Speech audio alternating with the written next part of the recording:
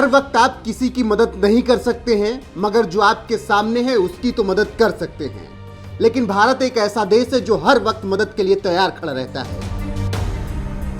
PM Modi की अगुवाई में भारत ने श्रीलंका, बांग्लादेश, अफगानिस्तान की न जाने कितनी दफा मदद की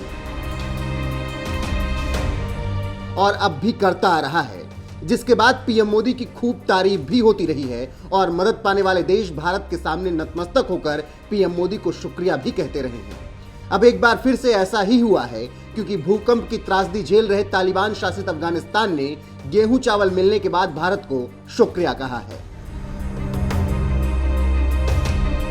दरअसल दुनिया के किसी भी देश पर कोई भी मुसीबत आती है तो उसकी मदद के लिए भारत देश सबसे पहले आगे आकर खड़ा होता है।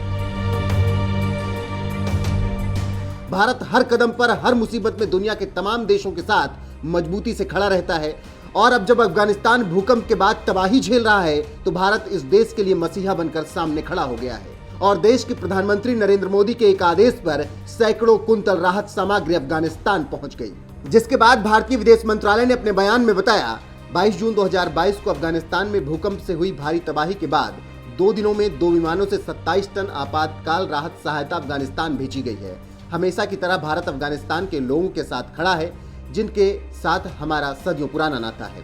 अब जब भारत ने भूकंप से हुई तबाही के बाद राहत भेजी तो तालिबान ने भी इस फैसले का स्वागत किया। तालिबान के प्रवक्ता अब्दुल कहर बाल्खी ने अपने बयान में कहा, इस्लामिक अमीरात ऑफ अफगानिस्तान भारत की तरफ से काबुल के अपने एम्बेसी में डिप्लोमेट और टेक्निकल टीम को भेजे जाने, अफगानिस्तान के लोगों के साथ अपने रिश्ते जारी रखने और मानवीय सहायता के फैसले का स्वागत करता है।